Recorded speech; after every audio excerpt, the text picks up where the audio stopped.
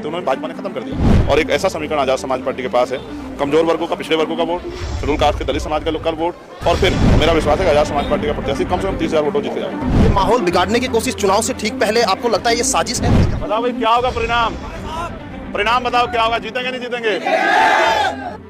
नमस्कार, स्वागत है आपका न्यूज 80 पर। मैं हूं आपके साथ राहुल राणा और आज है मीरापुर में मेरे साथ है बातचीत करने के लिए चंद्रशेखर आजाद जी, नगीना से सांसद है और लगातार आज मीरापुर के दौरे पर है। चंद्रशेखर भाई, कैसा माहौल है?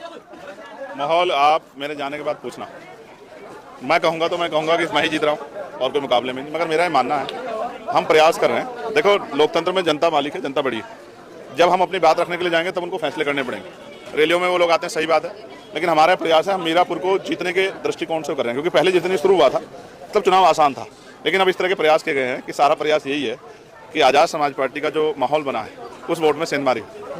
तो मुझे नहीं लगता कि ज़्यादा कुछ करने में वो लोग कामयाब हो पाएंगे। जनता बड़ी समझदार होगी, चुनाव समीकरणों पर जीता जाता है। जिस आंदोलन को हम चला रहे हैं उसमें शेड्यूल कास्ट और बैकवर्ड के जो लोग हैं लगातार लंबे समय से हम उनके विषयों पर काम कर रहे हैं। अब वो समय चला गया कि आदमी किसी के पीछे खड़ा होकर वोट देता था। पाल हैं, प्रजापति हैं, सैनी हैं, विश्वकर्मा हैं, सैन हैं, जाट हैं, गुजर हैं, ये जो कश्यप, ये जो बड़ा समाज है, इन्होंने बड़ी उम्मीदों से भारतीय जनता पार्टी को वोट दिया और फिर देखा किस तरह से इन्हीं के बच्चों के अधिकारों को, जैसे नौकरियों में जो अवसर थे, उन्होंने भाजपा ने खत्म कर दिया निजीकरण कर करके। बचे किसान, किसानों के साथ हर चुनाव में वादा होता है। आपको याद है 2022 के चुनाव मुख्यमंत्री ने क्या कहा? बिजली का बिल माफ कर दिया जाएगा, किसानों की आमदनी दुगनी होगी। क्या किसान आज भी मिल पे लड़ रहे हैं अपने गन्ने के पेमेंट के लिए? गन्ने के दाम कितने बढ़े ये भी आप बेहतर जानते हैं। और नौजवान जो है, जो रीढ़ है देश की, वो पढ़ा लिखा नौजवान पढ़ लिख के बेरोजगार घूम रहा है, कोई पूछने वाला नहीं है, कोई दोग नहीं लग रहा है, कोई जो है सरकार की योजना का लाभ जो अंतिम गांव तक, गांव के छोर तक नहीं आ रहा है। और फिर जुल्म जाती, अपनी आवाज उठाने जाओ लाठियां पड़ेंगी, मुकदमे होंगे, जेल होंगे, बुढ़ाना में देखो क्या हुआ। ठीक है, अपनी बात को रखने का अधिकार सबको है संवैधानिक तरीके से, लेकिन फिर उस पर जुल्म जो है, जिस तरह का करने का काम सरकार कर रही है, पुलिस कर रहा है, नेता खुश करने के लिए, वो भी किसी छिपा हुआ नहीं है। तो सब चीज़ देख रही है जनता, और मेरा विश्वास है इसी जनता को वोट की ताकत से सुनिश्चित करना है कि वो किसको ताकत देना चाहता है। ये इस बार आजाद समाज पार्टी को ताकत देंगे और एक ऐसा समीकरण आजाद समाज पार्टी के पास है, कमजोर वर्गों का, पिछड़े वर्गों का वोट, शेड्यूल कास्ट के दलित समाज का लोकल वोट, और फिर प्रत्याशी और मुस्लिम समाज का वोट जो है, किसान जाति का जो वोट है, वो आजाद समाज पार्टी को इस बार मौका देगा, क्योंकि उन्होंने सबको मौका देकर देख लिया। और मेरा विश्वास है कि आजाद समाज पार्टी का प्रत्याशी कम से कम 30,000 वोटों जीत जाएगा। ये माहौल बिगाड़ने की कोशिश चुनाव से ठीक पहले आपको लगता है ये साजिश है? मैंने आपको मीरापुर में, मोरना में जो सभा थी उसमें कहा था कि बहुत प्रयास होंगे, लेकिन हमें सावधान रहना। और मैं कहता हूँ कि हम डरने वाले लोग नहीं, हम डरने इन सब चीज़ों से नहीं डरने वाले। हम अपना काम कर रहे हैं, वो एक को तोड़ेंगे, हम 100 को जोड़ेंगे। चुनाव किसके साथ आप देख रहे हैं, सपा के साथ या एनडीए गठबंधन?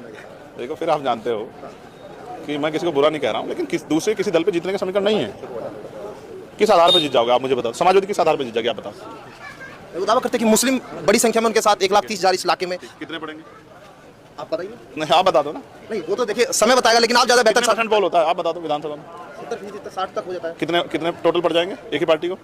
आप बताइए। मैं फिर आपसे कह रहा हूँ, आप जनता के बीच है। दलित समाज का वोट, पिछड़े वर्गों का, किसानों का वोट जो आजाद समाज पार्टी के साथ है, और फिर प्लस मुस्लिम समाज का वोट, प्रत्याशी का अपना वोट, वो जब एकजुट होगा, कंसोलिडेट होगा, उसी से जीत निश्चित होगी। जब सब जाति धर्म के लोग वोट करेंगे तभी चुनाव जीतेंगे, किसी एक जाति धर्म से जीत सकते हैं। तो किस आधार पर टिकट दिया गया आप बेहतर जानते हैं। सबका एक मात्र लक्ष्य है कि आजाद समाज पार्टी आगे बढ़ जाए। मुझे एक लास्ट याद है, जब नगीना में हम मिले थे तो मैंने आपसे पूछा था कि चंद्रशेखर भाई मैं प्रोग्राम करना चाहता हूँ, क्या इधर माहौल? आपने कहा कि किसी भी गांव में चले जाइए, आप जाके खुद पता। आज मीरापुर में जब आप हैं तो क्या कहेंगे अगर मैं गांव में पब्लिक के बीच जाऊँ? बताओ भाई क्या होगा परिणाम, परिणाम बताओ क्या होगा, जीतेंगे नहीं जीतेंगे? देखो, मैं अभी तो आया हूँ और मैं तो छोटा कार्यकर्ता हूँ, मुझसे बड़े बड़े कार्यकर्ता यहाँ मेहनत कर रहे हैं, दिन रात लगे हुए यहाँ के हमारे विधानसभा जिले के मंडल के लोग। और आप मेरी बात को याद रखना, 3 दिन बाद, आज नहीं कह रहा हूँ किसी चीज में लगाऊं, 3 दिन बाद आपको कहूंगा।